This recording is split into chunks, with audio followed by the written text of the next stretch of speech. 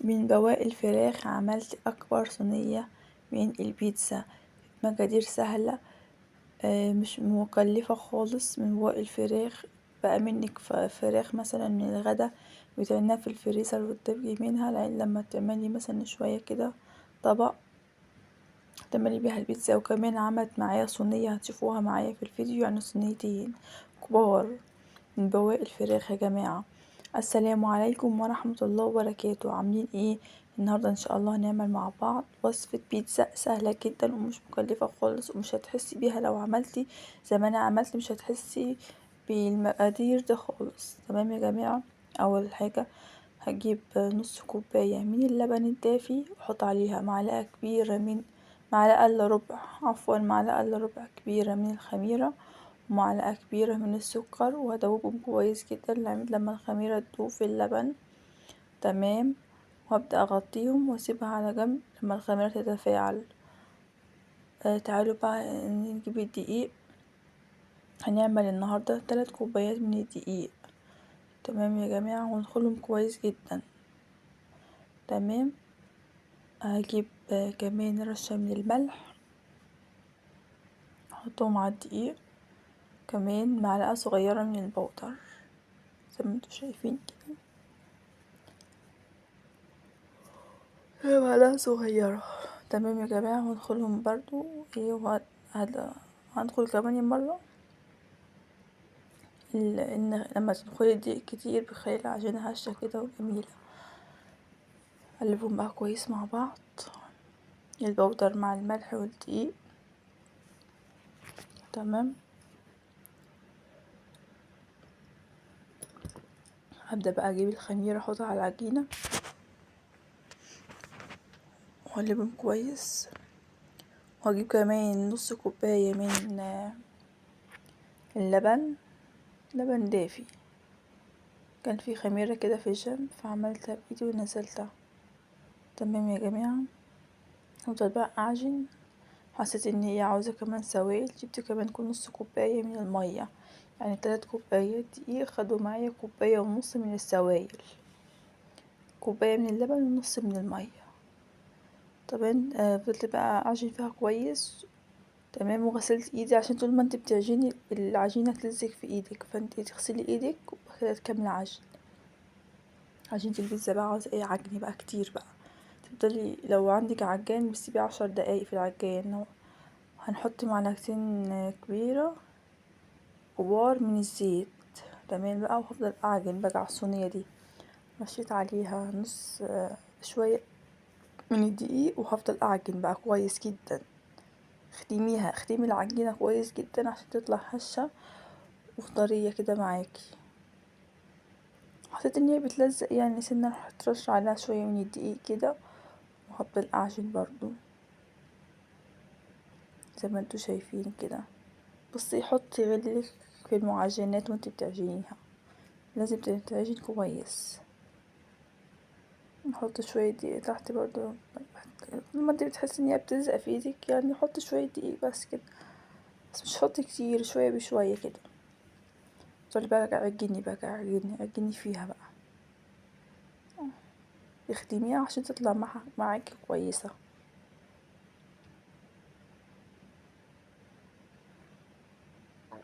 زي ما انتوا شايفين كده اهي، لميتها هي كده كويسة معايا زي ما انتوا شايفين كده. بسم الله ما شاء الله. هجيب بقى الطبق اللي انا كنت بعجن في الاول عادي مكانها عجين عادي، هرش شوية من الدقيق واحط العجينة فيها تخمر. كوني مدفية الفرن قبليها عشان يخمر في الفرن.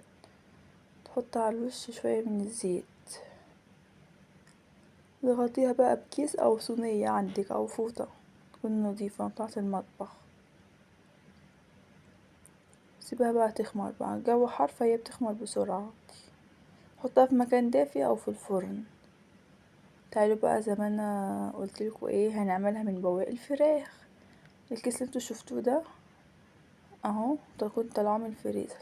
زي ما انتوا شايفين كده حتة من الصدر، هو اكترها يعني كله ده كله صدر يعني.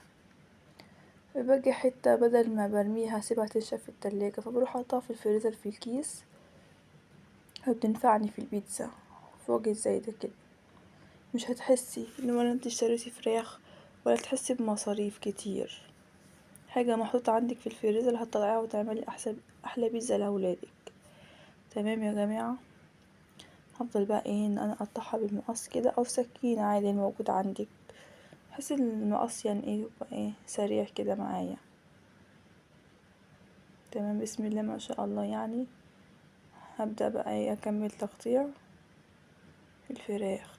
لو وصلت لعند هنا ممكن تعملي لايك واشتراك في القناة يوصلك كل جديد بنزله. تمام يا جماعة. انتوا شايفين كده بسم الله ما شاء الله اهو. بسم الله ما شاء الله طبق فراخ يعني من غير اي تكاليف خالص. دي جبنة موتزاريلا طلعتها من الفريزر سايباها في الكبت لما العجينة تخمر يعني وكده. تعالوا بقى نحضر الباقي بقى. نطلع زيتون مخلل او لو انت عندك زيتون شرايح تمام. هبدأ برضه اخليه من البذر اللي جواه واقطعه.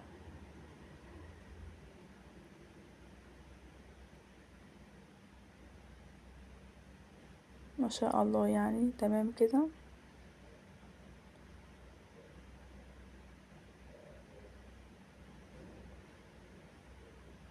كان سهل يعني ان انا اخليها وكده عشان ايه. فهبدأ بقى هنجيله في طبق تاني واحط معاها الفلفل، اقطع فلفل.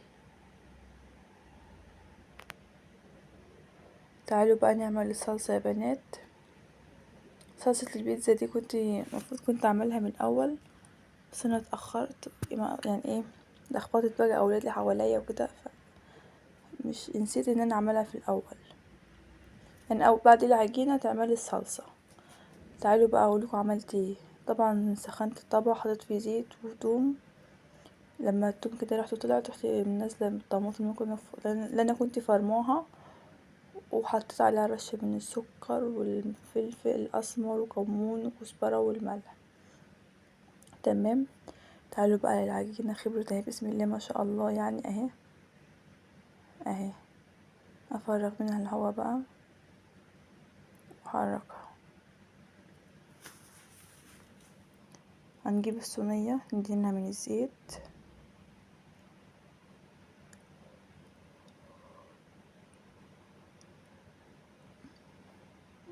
واجيب منديل وامسح الصينيه بالزيت كده.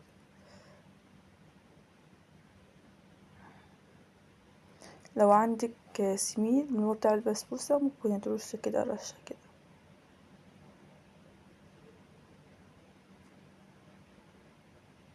تعالوا بقى نجيب العجينه هنقسمها نصين.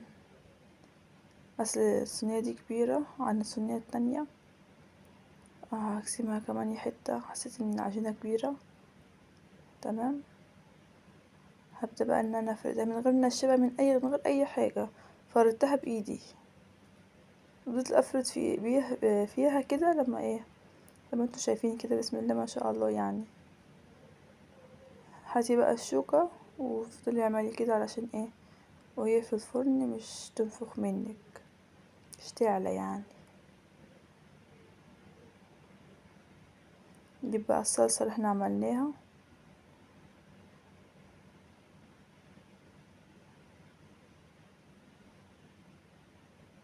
افضل ايه اوزع بقى على العجينه بقى.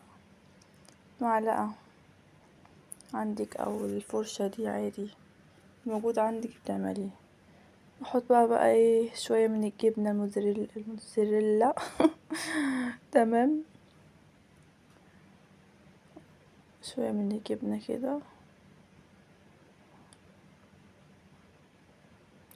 واجيب الفراخ نوزع كده على الصينيه.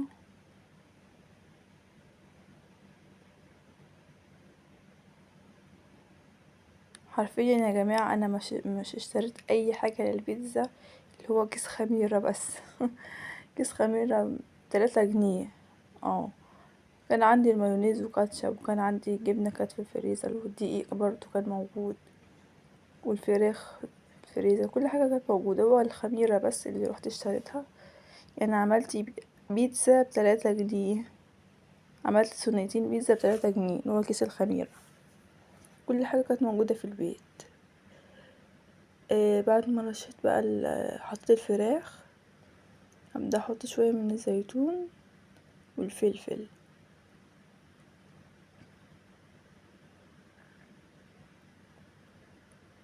وشوية من الجبنة كده على الوش. طبعا الفرن بكون مسخناه قبليها.